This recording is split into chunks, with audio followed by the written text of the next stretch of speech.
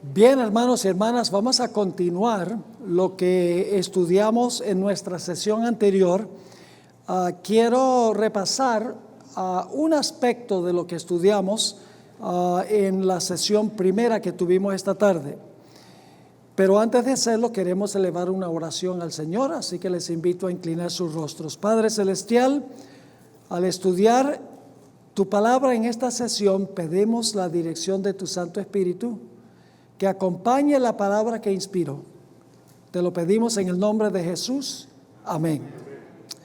Bueno, vamos a repasar brevemente lo que estudiamos en cuanto a la higuera.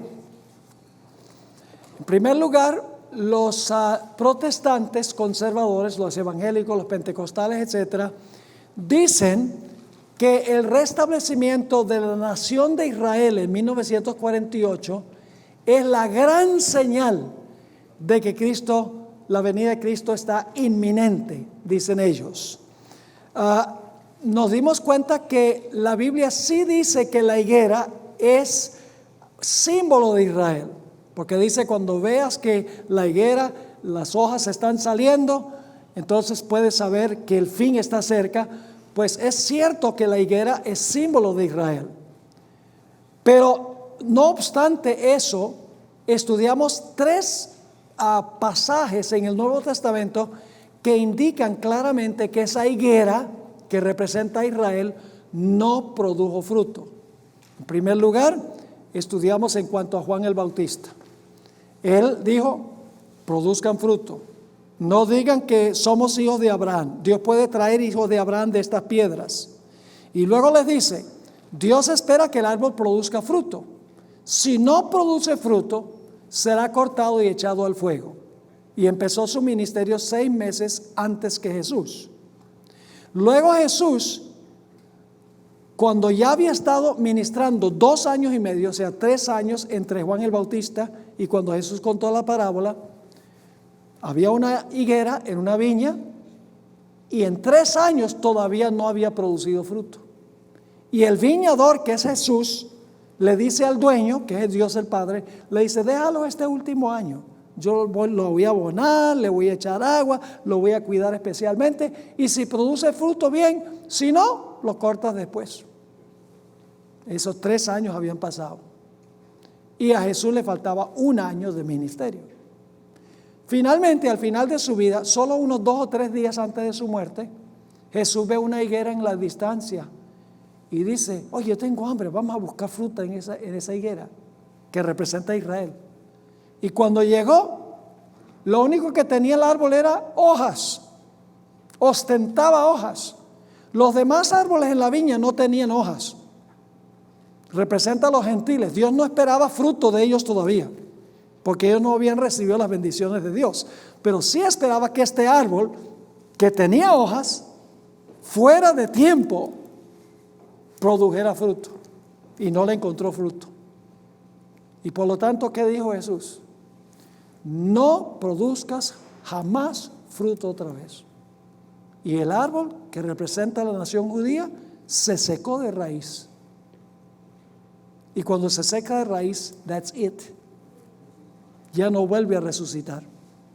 Así que claramente la higuera representa a Israel, ¿cómo no?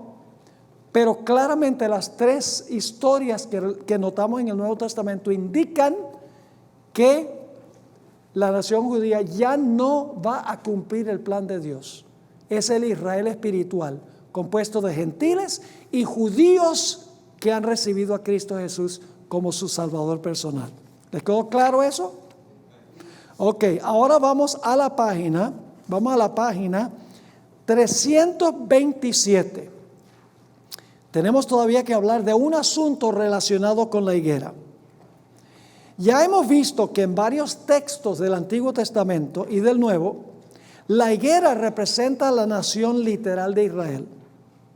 Pero la pregunta clave es esta: ¿es la higuera de Mateo 24 un símbolo de la nación de Israel? Es decir, nada más porque Jesús dice: cuando ves la higuera y empiezan a brotar las hojas, sepas que el fin está cerca.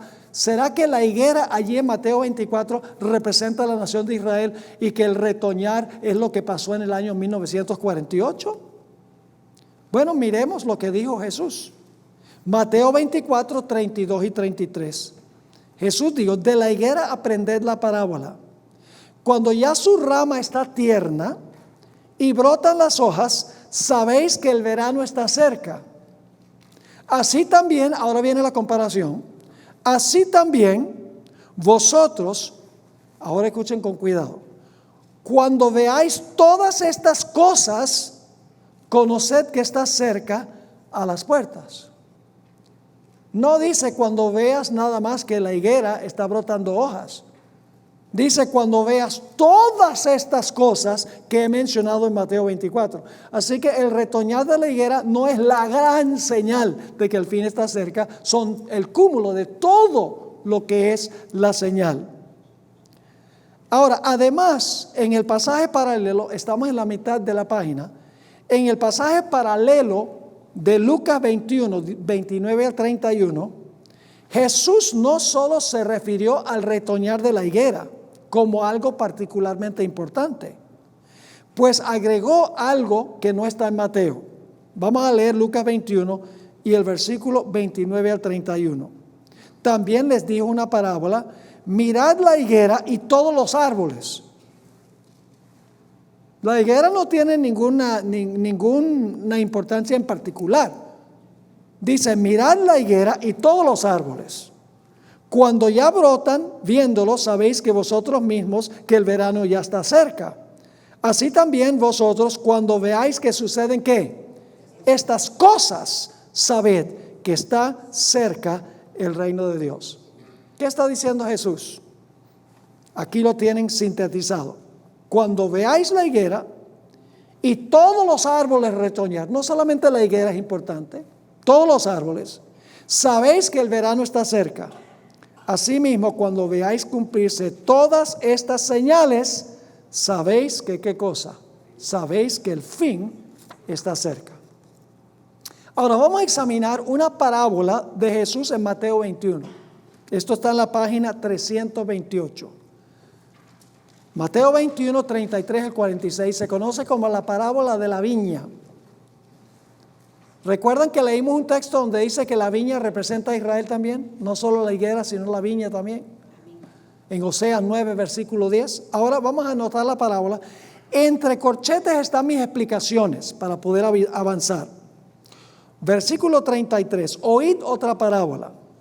Hubo un hombre, padre de familia, ese es Dios el Padre, el cual plantó una viña, Israel. La cercó de vallado, la ley, cavó en ella un lagar, las escrituras, porque el vino representa la palabra de Dios, edificó una torre, que es el templo, y la arrendó a unos labradores, los líderes judíos, y se fue lejos al cielo. Y cuando se acercó el tiempo de los frutos, envió sus siervos. Son los profetas que Dios mandó a Israel antes del cautiverio en Babilonia. Así que dice: cuando se acercó el tiempo de los frutos, envió sus siervos a los labradores para que recibiesen sus frutos. ¿Y qué hicieron? Mas los labradores, tomando a los siervos, a uno ¿qué? Golpearon, a otro mataron y a otro apedrearon. ¿Hicieron eso los judíos con los profetas? Sí, Jesús lo dijo. Sigue diciendo: envió de nuevo otros siervos. Esto es después del cautiverio en Babilonia, más que los primeros, e hicieron lo mismo con ellos de la misma manera. Finalmente les envió ¿a quién? A su hijo. ¿Quién es ese? Jesús, diciendo: tendrán respeto a mi hijo. Lo está mandando a la nación judía, a la viña. Mas los labradores, cuando vieron al hijo, dijeron entre sí: este es el heredero, venid, matémosle y apoderémonos de su heredad. Y tomándole, le echaron fuera de la viña, fuera de Jerusalén, y le mataron. Y entonces Jesús hace la pregunta: cuando venga pues el Señor de la viña, ¿qué hará aquellos labradores? Todavía los que están escuchando no han caído en cuenta que está enseñando Jesús. Le dijeron: a los malos destruirá sin misericordia y arrendará su viña a otros labradores. ¿Quiénes son los otros labradores? Los gentiles, que le paguen el fruto a su tiempo. Jesús les dijo: ¿nunca leísteis en las Escrituras la piedra que desecharon los edificadores? ¿Quién es la piedra que desecharon? Jesús. Ha venido a ser la cabeza del ángulo. El Señor ha hecho esto y es cosa maravillosa a nuestros ojos. Por tanto os digo que el reino de Dios será ¿qué? Quitado de vosotros. ¿Dios le quitó el reino a la nación judía, a la teocracia judía? Sí, Señor. Será quitado de vosotros y será dado ¿a qué? La palabra griega es ethne, que en el Nuevo Testamento se refiere a los gentiles. Y será dado a gente que produzca los frutos de él. Y el que cayere sobre esta piedra, ¿y quién es esta piedra? Jesús, será quebrantado, y sobre quien ella cayere le desmenuzará. Y oyendo sus parábolas, los principales sacerdotes y los fariseos entendieron que hablaba de ellos. Pero al buscar cómo echarle mano, temían al pueblo, porque éste le tenía por profeta. Yo pregunto, ¿le quitó Dios el reino al pueblo judío como nación, como teocracia, y se lo dio a los gentiles? Sí. ¿Los judíos se pueden unir también a ese pueblo, aceptando a Cristo? Sí, ese es Israel. Israel es los que reciben a Jesús. Así que los 144,000 no son israelitas literales, son los que siguen al Cordero, han recibido a Cristo como Salvador personal. Eso es lo que hace que una persona sea judía espiritualmente. Noten la siguiente experiencia en la página 329, la experiencia de Natanael. Vamos a leer el pasaje y luego interpretamos el significado. El siguiente día quiso Jesús ir a Galilea y halló a Felipe y le dijo: sígueme. Felipe era de Betsaida, la ciudad de Andrés y Pedro. Felipe halló a Natanael y le dijo: hemos hallado a aquel de quien escribió Moisés en la ley, así como los profetas, a Jesús, el hijo de José de Nazaret. Es decir, encontramos al Mesías, dice Felipe a Natanael. Versículo 46. Natanael le dijo: de Nazaret puede salir algo bueno. Era una ciudad mala en esa época. Le dijo Felipe: ven y ve. Cuando Jesús vio a Natanael que se acercaba, dijo de él: he aquí un ¿qué? Un verdadero israelita. Ahora, si hay verdaderos israelitas, ¿hay falsos israelitas también? Sí. He aquí un verdadero. La palabra verdadero significa genuino. La palabra alécinos. Un verdadero israelita en quien no hay engaño. ¿Recuerdan que los 144,000 dicen en su boca no había engaño? Versículo 48, le dijo Natanael: ¿de dónde me conoces? Respondió Jesús y le dijo: antes que Felipe te llamara, cuando estabas debajo de la higuera. Ahora fíjense qué interesante esto. El verdadero israelita está debajo del símbolo que representa a Israel. ¿Están captando el punto? Así que dice: respondió Jesús: antes que Felipe te llamara, cuando estabas debajo de la higuera te vi. Respondió Natanael y le dijo: por esto es un verdadero israelita. Rabí, tú eres el Hijo de Dios, tú eres el Rey de Israel. ¿Confesó Natanael a Jesús como el Mesías? ¿Por qué era verdadero israelita? Porque reconoció a Jesús como el Mesías. Respondió Jesús y le dijo: porque te dije, te vi debajo de la higuera, ¿crees? Cosas mayores que estas verás. Vamos al siguiente pasaje.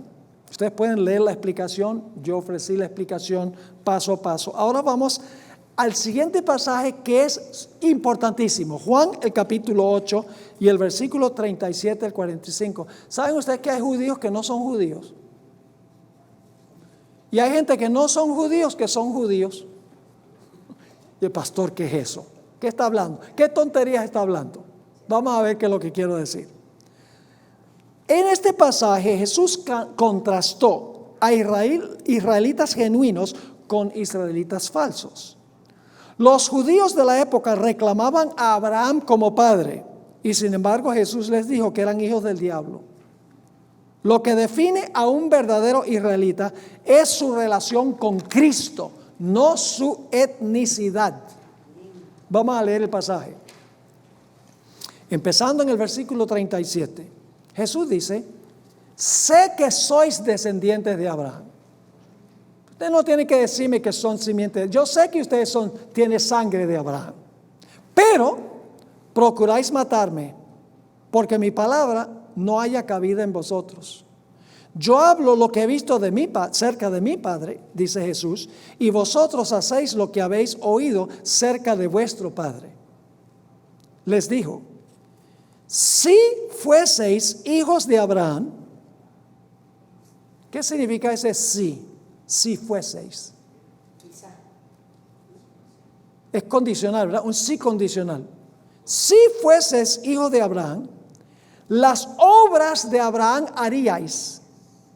Pero, es decir, si ustedes fueran, pero no son, está diciendo Jesús. Pero, ahora procuráis ¿qué? Matarme a mí, hombre que os he hablado la verdad, la cual he oído de Dios. No hizo esto Abraham. Es decir, Abraham me recibió como el Mesías, me vio mi día y se gozó, y ustedes quieren matarme. Entonces, ¿cómo es que ustedes dicen que son hijos de Abraham? Sigue diciendo el versículo 41. Vosotros hacéis las obras de vuestro padre. Entonces le dijeron: nosotros no somos nacidos de fornicación. Es decir, nosotros no sabemos quién es tu papá. Un padre tenemos, que es Dios. Jesús entonces les dijo: si vuestro padre fuese Dios. Lo que Jesús está diciendo es que Dios no es el padre de ustedes. Si vuestro padre fuese Dios, ciertamente que me amaríais, porque yo de Dios he salido y he venido, pues no he venido de mí mismo, sino que el que me envió. ¿Por qué no entendéis mi lenguaje? ¿Por qué no podéis escuchar mi palabra? ¿De quién eran hijos ellos? Jesús dijo que eran hijos de Abraham. Jesús dijo: ¿son descendientes de Abraham? Sí. Dijo: sé que sois descendientes de Abraham. Había dicho Jesús en el versículo 37. Pero ahora que dice Jesús: vosotros sois de vuestro padre el diablo. ¿Por qué les dijo que ellos eran de su padre el diablo? ¿Quién quería ver la muerte de Jesús? El diablo. ¿Ellos también querían ver la muerte de Jesús? Entonces, ¿quién era el padre de ellos? El diablo. Por el otro lado, Abraham se gozó en ver la venida del Mesías en el futuro. Amó a Jesús. Así que ellos no podían ser hijos de Abraham, espiritualmente hablando. Físicamente sí, pero no espiritualmente. Así que dice: vosotros sois de vuestro padre el diablo, y los deseos de vuestro padre queréis hacer. Él ha sido homicida desde el principio y no ha permanecido en la verdad, porque no hay verdad en él. ¿En contraste con quién? Con Natanael, ¿verdad? Cuando habla mentira, de suyo habla, porque es mentiroso y padre de mentira. Y a mí, porque digo la verdad, no me creéis. ¿Es posible que una persona tenga sangre de Abraham y no sea hijo de Abraham? ¿Qué es lo que define a un verdadero israelita? ¿Qué define a un hijo de Abraham? Su relación con Cristo, no la sangre que lleva ni el lugar donde vive. Los 144,000 pueden no tener ni una gota de sangre de Abraham en sus venas, pero son hijos de Abraham espiritualmente, porque siguen al Cordero por donde quiera que va. Ahora vamos a anotar algunos versículos adicionales. Romanos 2, 28 y 29. Pues no es judío el que lo es exteriormente. ¿Puede un judío ser judío exterior sin ser judío interior? Sí. Ni la circuncisión, la que se hace exteriormente en la carne. La circuncisión identificaba a un judío. Aquí está diciendo Pablo: no es un judío el que lo hace exteriormente, ni es la circuncisión la que se hace exteriormente en la carne, sino que es judío, ¿quién? El que lo es en lo interior. Y la circuncisión es la del corazón convertido a Jesús, en espíritu y no en letra, la alabanza del cual no viene de los hombres, sino de Dios. Romanos 9, 6 al 8 dice básicamente lo mismo. No que la palabra de Dios haya fallado. Ahora escuchen esto. Porque no todos los que descienden de Israel son israelitas. Hay israelitas que no son israelitas. ¿Están entendiendo? ¿Quiénes son los que no son israelitas? Ni por ser descendientes de Abraham son todos hijos de Abraham, sino en Isaac te será llamada descendencia. Yo pregunto, ¿quién descendió de Isaac? Jesús. Esto es, no los que son hijos según la carne son los hijos de Dios, es decir, que tienen sangre literal de Abraham en sus venas, sino que los que son hijos según la promesa, es decir, la promesa del Mesías, son contados como descendientes. ¿Qué es un verdadero judío? Uno que ha recibido a Cristo Jesús como Salvador personal. Yo pregunto, ¿los 144,000 son judíos literales con sangre de Abraham en sus venas? No. ¿Qué son? Son los que han aceptado a Cristo. Ahora, si hay judíos entre ese grupo que han recibido a Cristo, son verdaderos hijos de Abraham. Noten Gálatas 3, 26 al 29. Pues todos sois hijos de Dios por la fe en Cristo Jesús. Porque todos los que habéis sido bautizados en Cristo, de Cristo estáis revestidos. Ya no hay judío ni griego, ya no hay esclavo ni libre, no hay varón ni mujer, porque todos vosotros sois uno en Cristo Jesús. Y luego noten lo que dice. Y si vosotros sois ¿de quién? De Cristo, ¿cuál es el resultado? Ciertamente linaje de Abraham sois y herederos según la promesa. Yo pregunto, una persona que no tiene ni una gotica de sangre de Abraham en las venas, según esta definición, ¿es linaje de Abraham? Espiritualmente sí. Ahora, fíjense, el apóstol Pablo también dio su testimonio. Filipenses 3, 3 al 8. Fíjense el testimonio del apóstol Pablo. Dice, porque nosotros somos la circuncisión, los que en espíritu servimos a Dios. Yo pregunto, ¿un judío puede estar circuncidado en la carne y no ser judío? Sí. Así que dice, nosotros somos la circuncisión, los que en espíritu servimos a Dios y nos gloriamos ¿en quién? En Cristo Jesús. No teniendo confianza en la carne, es decir, no teniendo confianza en que tenemos sangre de Abraham. Aunque yo tengo también de qué confiar en la carne, dice Pablo. Si alguno piensa que tiene de qué confiar en la carne, yo más. Circuncidado al 8º día, del linaje de Israel, de la tribu de Benjamín, hebreo de hebreo, en cuanto a la ley fariseo, en cuanto al celo perseguidor de la iglesia, en cuanto a la justicia que es en la ley irreprensible. Es decir, ustedes creen que tiene de qué jactarse porque son judíos literales, yo más, dice el apóstol Pablo. Pero luego noten lo que dice. Pero cuantas cosas eran para mi ganancia, todo esto que me identificaba como un gran judío prometedor, las he estimado ¿qué? Como pérdida por amor de ¿quién? Por amor de Cristo. Yo pregunto, antes de que Saulo aceptara a Cristo, ¿era judío? Sí y no. Era judío según la carne, pero no judío según el espíritu como los 144,000. No son judíos literales. Siguen al Cordero por donde quiera que va. En cuanto a los 144,000, son cristianos. Así que sigue diciendo, pero cuantas cosas eran para mi ganancia, las he estimado como pérdida por amor a Cristo. Y ciertamente aún estimo todas las cosas como pérdida por la excelencia del conocimiento de Cristo Jesús, mi Señor, por amor del cual lo he perdido todo y lo tengo por basura para ganar a Cristo. ¿Qué es un judío genuino según la Biblia? Uno que recibe y confiesa a Cristo Jesús como Salvador y Señor.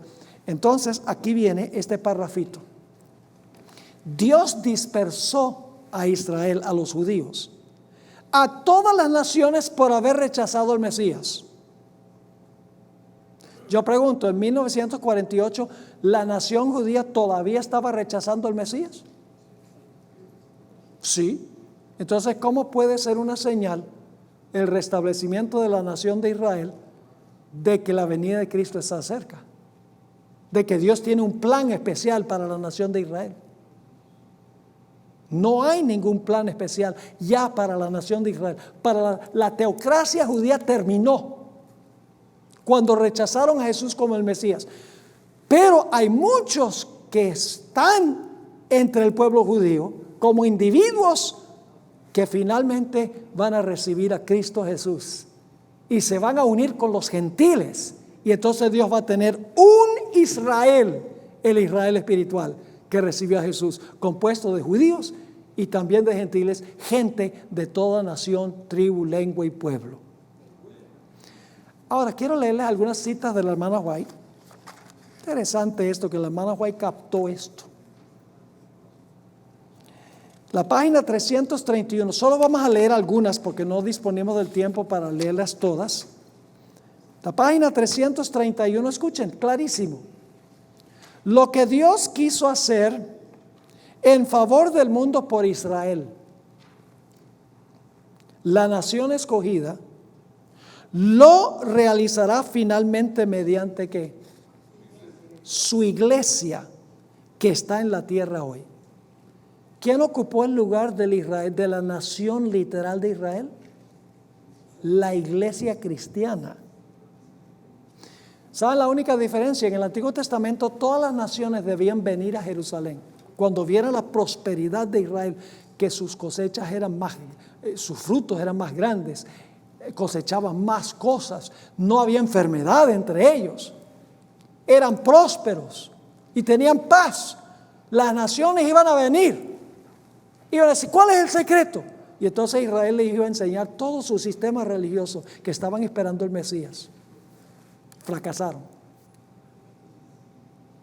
Después que el Señor Jesucristo murió, ahora la estrategia cambia. Ahora no es que la gente viene a un lugar, sino que ahora Jesús dice, vayan a Jerusalén, a Judea, a Samaria, a los lugares más remotos del mundo. Ahora es salir al mundo para testificar. Así que sigue diciendo, ya dio su viña a renta a otros labradores, a saber, a su pueblo. ¿A quién le dio ahora la viña? A saber, su pueblo, guardador del ¿qué? Del pacto que le dará finalmente el fruto a sus tiempos. Nunca ha carecido el Señor en esta tierra de representantes fieles que consideraron como suyos los intereses de Él. Estos testigos de Dios se encuentran entre el Israel ¿de qué clase? El Israel espiritual. Y se cumplirán en su favor todas las promesas del pacto que hizo Jehová con su pueblo en la antigüedad. Al Israel espiritual han sido devueltos los privilegios que fueron concedidos al pueblo de Dios cuando se le libertó de Babilonia. ¿Cuál es el Israel de Dios ahora? Está allá en Jerusalén, en lo que llaman Tierra Santa. ¿Saben que la hermana White dice que eso no, que la maldición está sobre esa tierra, dice la hermana White, por haber rechazado al unigénito Hijo de Dios? Y dice que no será un lugar santo, sino hasta que sea purificado después del milenio, cuando el Señor Jesucristo descienda a sus pies, descansen sobre el monte de los olivos y caiga en ese lugar la santa ciudad. No será un lugar santo entonces hasta ese momento. Entonces cuando la gente dice, ay, yo quiero ir a Tierra Santa, no es santa, por haber rechazado al Mesías. Aquí hay otra cita, Profetas y Reyes 2:72. A Isaías le tocó presentar claramente a Judá la verdad de que escuchen esto, entre el Israel de Dios iban a contarse muchos que no eran descendientes de Abraham según la carne. Yo pregunto, ¿iba a haber israelitas que no eran de Israel? Sí. Esta enseñanza no armonizaba con la teología de su época y sin embargo proclamó intrépidamente los mensajes que Dios le daba e infundió esperanza a muchos corazones que anhelaban las bendiciones espirituales prometidas a la simiente de Abraham. Dos citas más que encontramos aquí, ustedes pueden leerlas todas, solo voy a leer algunas. El Espíritu de Dios iba a derramarse sobre toda carne. Los que tuviesen hambre y sed de justicia debían numerarse entre el Israel de Dios. ¿Qué es lo que determina que una persona pertenece al Israel de Dios? ¿Que tiene qué cosa? Hambre y sed de justicia. ¿La justicia de quién? ¿La justicia de quién? La justicia de Cristo. La siguiente cita. Se me mostró que los que están tratando de obedecer a Dios y purifican sus almas mediante la obediencia a la verdad, son el pueblo elegido de Dios, su moderno Israel. ¿Cuál es el moderno Israel? Los que están tratando de obedecer a Dios y purifican sus almas mediante la obediencia a la verdad.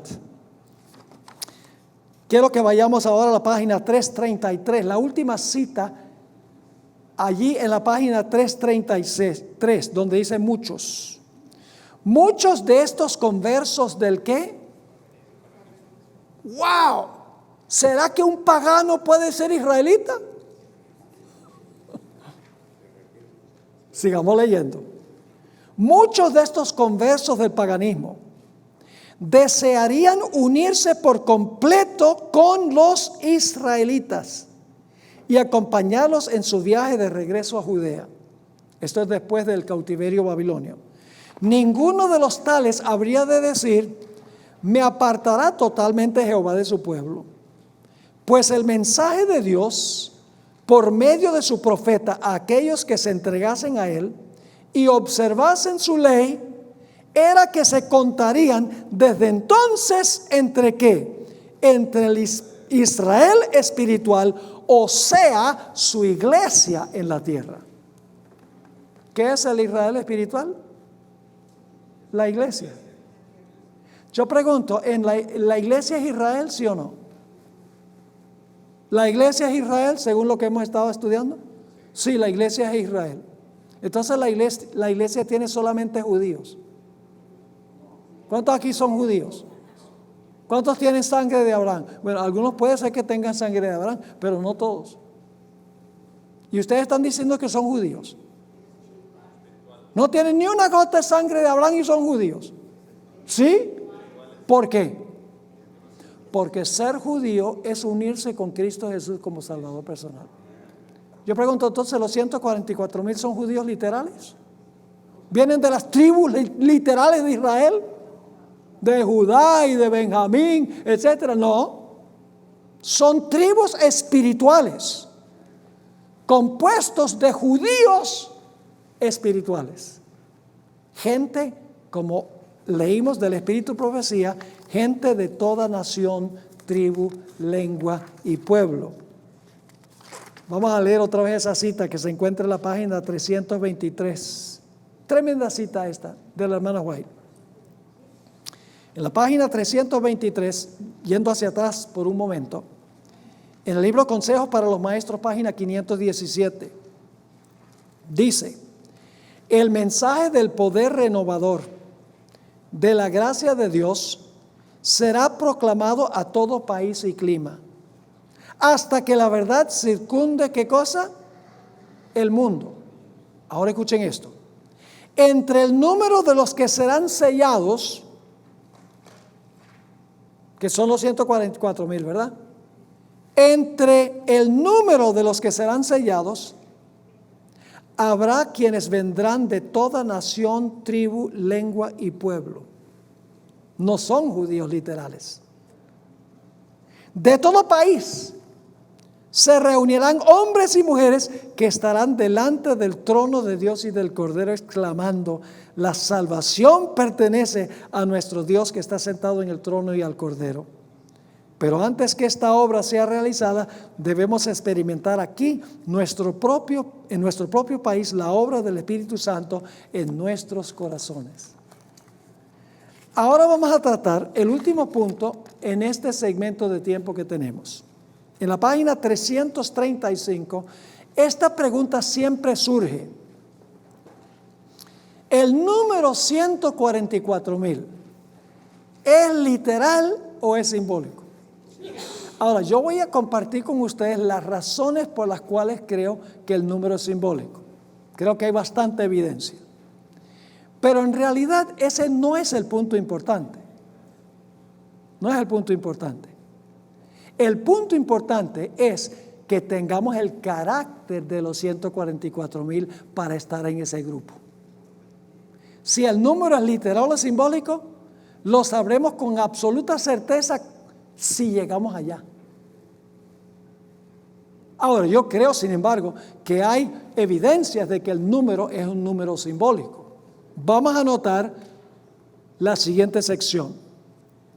Para el pequeño remanente de pioneros de la Iglesia Adventista que sufrió el chasco de 1844, el número 144,000 parecía ser imposiblemente grande, porque ellos eran un grupito. 144,000, ese grupo es grandote, decían ellos. Mientras que para nosotros nos parece increíblemente pequeño, porque la iglesia tiene más de 20 millones de miembros ahora. En un mundo donde hay más de 9,000 millones de habitantes, el número 144,000 parece muy pequeño. Algunos se preguntan, si solo va a haber 144,000 fieles vivos cuando Jesús venga, ¿qué esperanza tengo yo de pertenecer a ese grupo? Y se desaniman. Pero si el número es simbólico, cambia el panorama. Hemos de entender que solo habrá 144,000 vivos cuando Jesús venga. ¿Será que habrá exactamente 12,000 de cada tribu literal de Israel, ni uno más ni uno menos? ¿Por qué tomaríamos el número como literal cuando entendemos que los judíos y las tribus son simbólicas, como hemos visto? Si los 144,000 fuesen judíos literales, ¿por qué escribió Elena White que entre ese grupo habrá personas de toda nación, tribu, lengua y pueblo? En respuesta a estas preguntas debemos tomar en cuenta los siguientes puntos. Ahora vamos a mirar las evidencias de que el número es un número simbólico. No son exactamente 144,000, ni uno más ni uno menos. Es un número profético que indica un grupo mucho más grande. En primer lugar, estamos en la página 336 para los que tienen el manual. En primer lugar, el libro de Apocalipsis presenta su mensaje ¿en qué clase de lenguaje? En lenguaje simbólico. Personas, nombres, lugares, colores, objetos, bestias, números, son todos ¿qué? Simbólicos. Números, tales como 7, 3 tiempos y medio, 3 días y medio, 42 meses, 1260 días, 666, 200 millones, son todos simbólicos. Apocalipsis 7, a donde aparece el número 144,000, está lleno de símbolos. En Apocalipsis 7 hay un cordero, hay vientos, hay árboles, hay tribus de Israel, hay sello, 4 ángulos de la tierra, tierra, mar, mantos blancos vírgenes, primicias, todo simbólico. Entonces la pregunta es, si todo lo que está en Apocalipsis 7 es simbólico, en Apocalipsis los números todos son simbólicos, ¿por qué el número 144,000 va a ser literal? En segundo lugar, si es cierto que habrá tan solo 144,000 fieles vivos cuando Cristo venga, ni uno más ni uno menos, tendríamos que concluir que Dios lo predeterminó así. Prácticamente tenemos que creer en la predestinación. ¿cuánta probabilidad habría de que solamente 144,000 individuos van a usar su libre albedrío para ser fieles en la crisis final? Apocalipsis 7 dice que hay exactamente 12,000 de cada tribu de Israel. ¿Cuál es la probabilidad de que exactamente 12,000 personas de cada una de las tribus literales de Israel son los que van a estar vivos y fieles cuando Cristo venga? Muy difícil creerlo. Es un hecho irrefutable que 10 de las 12 tribus de Israel se perdieron cuando fueron llevados al cautiverio en Asiria en el año 722. Se entremezclaron con los samaritanos, perdieron su identidad. Así que ¿cómo va a conseguir uno 12,000 de cada una de las 10 tribus que se entremezclaron con las naciones y llegaron a ser los samaritanos? Además de eso, el griego de Apocalipsis 7:4 no dice literalmente que son 144,000. Así están las versiones, 144,000. En realidad, en el idioma griego dice 144,000. Es decir, 144 grupos de a 1,000. Así hay que entenderlo, porque así dice en el idioma original. ¿Qué simboliza el número 12? El número 12 simboliza al Israel del Antiguo Testamento y al Israel del Nuevo Testamento. Y usted dice, ¿cómo sabemos eso? Porque en el Antiguo Testamento los fundadores de Israel fueron 12 individuos, los 12 hijos de Jacob. En el Nuevo Testamento los fundadores de la iglesia cristiana fueron ¿qué? 12 apóstoles. La hermana White escribió lo siguiente en Hechos de los Apóstoles, página 16. Como en el Antiguo Testamento los 12 patriarcas eran los representantes de Israel, así los 12 apóstoles son los representantes de la iglesia evangélica. 12 y 12. Ahora, en la página 337, arriba, la intensificación del número 12, porque no son 12 por 12, son 12 por 12 por 1,000, que da la suma de 144,000, indicaría que el Israel de la generación final no es literal sino simbólico, porque si fuera literal sería 12 por 12, 144.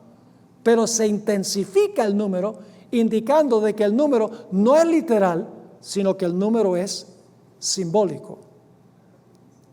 El siguiente punto. La palabra 1,000 en hebreo es elef. No siempre se refiere precisamente a 1,000 personas cuando se usa esa palabra. La palabra puede también referirse a grupos de personas, familias o aún tribus. Noten lo que dice Miqueas 5:2. Pero tú, Belén Éfrata, pequeña para estar entre las familias de Judá. En realidad dice literalmente entre los miles de Judá. De ti me saldrá el que será Señor en Israel, y sus salidas son desde el principio, desde los días de la eternidad. De los miles de Israel iba a venir el Mesías. 1 Samuel 23 y el versículo 23. 1 Samuel 23 y el versículo 23. Observad pues e informaos de todos los escondrijos donde se oculta, y volved a mí con información segura, y yo iré con vosotros.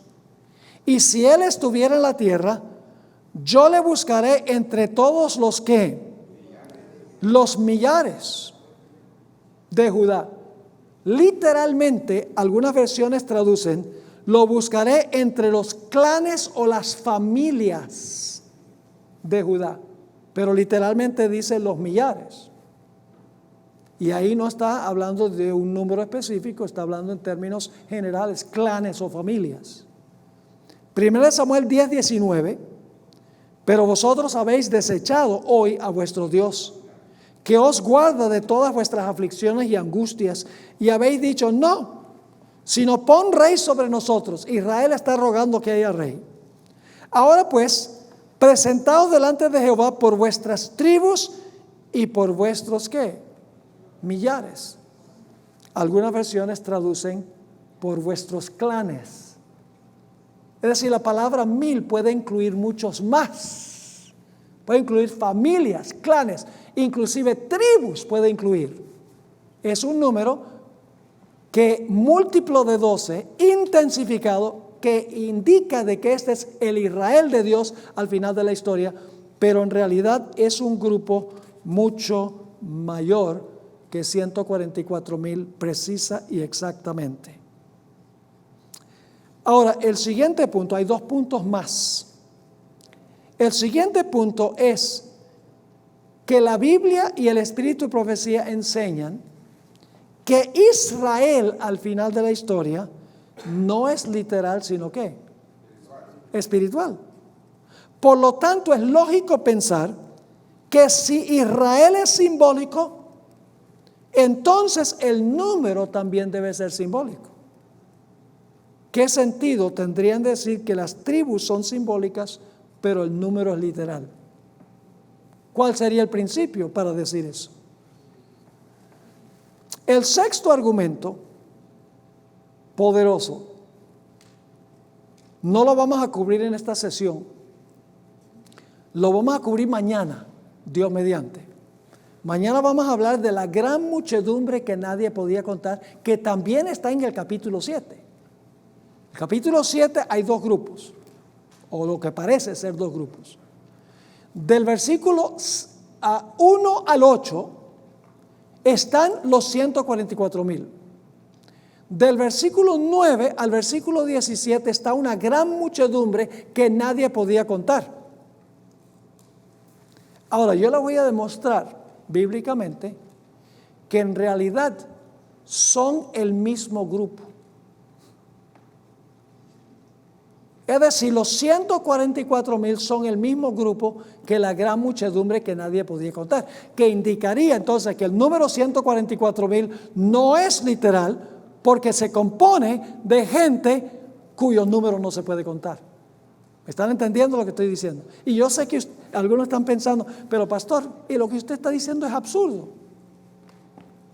144,000 es un número que uno puede contar. Y está diciendo entonces que el otro grupo que nadie podía contar es el mismo grupo. Exactamente lo que estoy diciendo. Y les voy a presentar las pruebas de eso. Es decir, el sexto argumento es el más contundente. Y es que el número 144,000 es simbólico, porque el número 144,000 y la gran muchedumbre que nadie podía contar constituyen el mismo grupo. Y déjeme resumir, déjeme abreviar lo que estoy diciendo.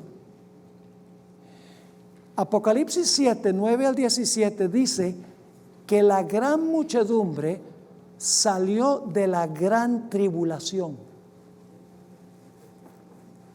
¿Cuál es la gran tribulación? La gran tribulación es el tiempo de angustia después de cerrarse la puerta de la gracia. Hay muchas características ahí de la gran muchedumbre. Tienen palmas en sus manos, etcétera.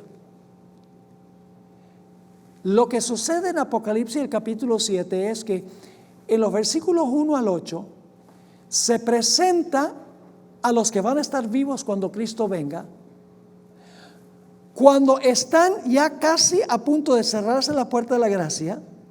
Dios está poniendo sobre ellos el sello para que puedan subsistir en el tiempo de angustia que viene inmediatamente cuando se cierre la puerta de la gracia. Es decir, los versículos 1 al 8, Dios sella a los 144,000 para que puedan ser protegidos durante el tiempo de angustia por el cual van a pasar vivos. Por el otro lado, el capítulo 7, 9 al 17, que habla de la gran muchedumbre, ya presenta el mismo grupo habiendo salido finalmente victorioso de la tribulación. ¿Me están entendiendo lo que estoy diciendo? Ahora, yo les voy a demostrar eso en la primera clase de mañana. Ahora, vamos ahora a la página 363 y vamos a empezar el tema titulado El Israel de Dios, porque nos quedan aquí algunos minutos. El Israel de Dios. Este es uno de los materiales adicionales. Ustedes notarán aquí, si miran el índice de los temas que tenemos en el manual, ustedes notarán en la página, esta es la página 2 de su manual, si tienen el manual, yendo a la lista de capítulos. Ustedes notarán aquí que en el capítulo 16, que empieza en la página 301, dice el interludio de Apocalipsis 7. Y tiene dos materiales adicionales. Uno de esos materiales adicionales es las profecías de dispersión y recogimiento. Lástima que no tenemos tiempo de estudiar ese material. Son como 30 páginas. Pero ahí está, para que ustedes lo estudien. El segundo estudio adicional sobre los 144,000 es el Israel de Dios, que es el que vamos a estudiar en nuestra próxima sesión, primordialmente. Ese tema es supremamente importante, porque nuevamente lo que va a hacer es ilustrar lo que es el verdadero Israel de Dios. Y luego entonces ustedes notarán en el capítulo número 17, que empieza en la página 379, si tienen el manual. ¿Están en el índice o no? Al principio, página 2. Encontrarán en el capítulo 17, la página 379, una serie de estudios adicionales. Tienen, por ejemplo, este material que se titula El número de su nombre. Es sobre el número 666. Es un librito que yo escribí en inglés. Y entonces lo traduje al español y lo metí aquí. Tiene un material valiosísimo sobre el número 666. No vamos a tener tiempo de cubrirlo, pero ustedes pueden estudiarlo ahí en ese capítulo. Un estudio adicional también, cambiando el estatuto. Interesantísimo. Isaías, el capítulo 24, presenta 3 razones por la destrucción del mundo. Isaías, el capítulo 24, no el 4, sino el capítulo 24, da 3 razones por las cuales Dios va a destruir el mundo. Vamos a leer esas 3. Dice en el versículo 5: y la tierra se inficcionó bajo sus moradores, porque traspasaron las leyes, falsearon el derecho y rompieron el pacto sempiterno. Por eso viene la destrucción. Y en este capítulo yo analizo esas 3 frases y demuestro que tiene que ver directamente con el sábado. Luego ustedes notarán otro material que se titula ¿Qué es el sello de Dios? Porque como alguien dijo, los evangélicos dicen que el sello de Dios es el Espíritu Santo. La hermana White dice que el sello de Dios es el sábado. Entonces, ¿cómo reconciliamos lo que dice la hermana White con lo que dicen los pentecostales y los evangélicos? Ese capítulo trata con lujo de detalle esa situación de una forma clara.